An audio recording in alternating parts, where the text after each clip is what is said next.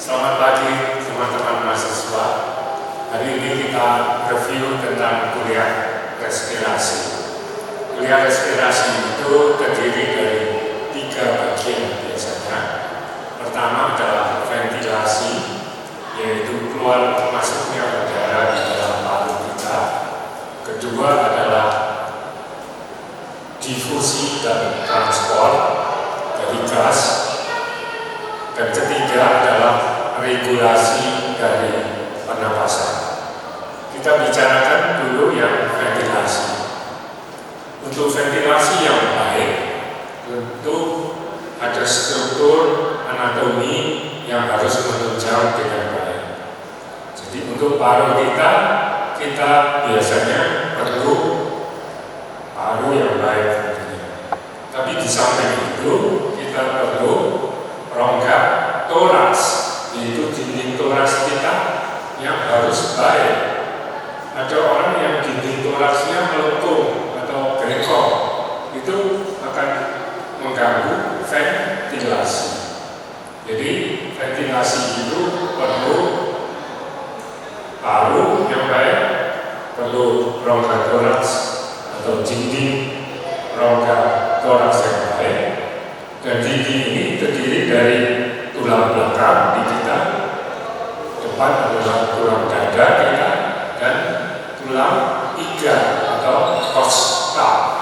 Dan ada 12 tulang kosta kita yang kita kenal. Itu Anda belajar dari anatomi. Nah, untuk yang ketiga yang perlu adalah yang disebut batas antara rongga dada dan rongga perut, yaitu namanya diafragma. Jadi 3 hal itu yang penting untuk menunjang ventilasi. Nah, sekarang bagaimana udara itu masuk dan keluar menuju ke paru kita? Yang Anda harus tahu juga struktur paru yang paling kecil itu namanya alveoli. Jadi alveoli itu struktur gelembung-gelembung kecil di paru yang nanti harus berisi udara. Dan udara itu harus sampai ke gelembung-gelembung yang paling kecil itu.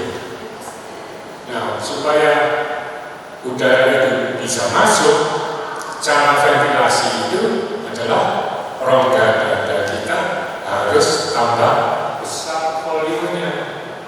Kalau rongga dada kita tambah besar volumenya, seluruh paru itu tambah besar. Akibatnya tekanan di dalam gelembung-gelembung kecil itu lebih rendah dari tekanan udara di luar.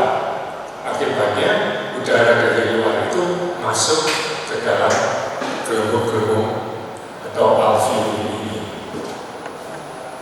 Ada yang mau ditanyakan? Teman-teman jelas tentang ventilasi itu. Nah, bagaimana udara itu harus keluar? Ventilasi itu terdiri dari 2 fase, inspirasi dan ekspirasi.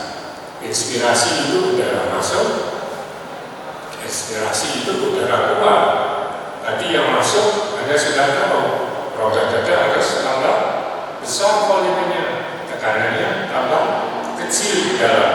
Jadi ada perbedaan delta P sehingga udara itu masuk ke alveoli. Nah, sebaliknya bagaimana? Untuk ekspirasi, maka rongga toraks yang tadinya membesar harus kembali ke posisi semula. Jadi dia tambah kecil volumenya, tekanannya tambah besar. Akibatnya ada delta P lagi, tapi P yang di dalam alveoli lebih besar dari udara luar. Akibatnya udara itu keluar. Jadi demikian terjadinya ventilasi yang baik. Saya rasa Anda sudah mengerti ventilasi. Mungkin kita perlu Anda buat 1-2 pertanyaan, Anda tulis dan kita bahas. 5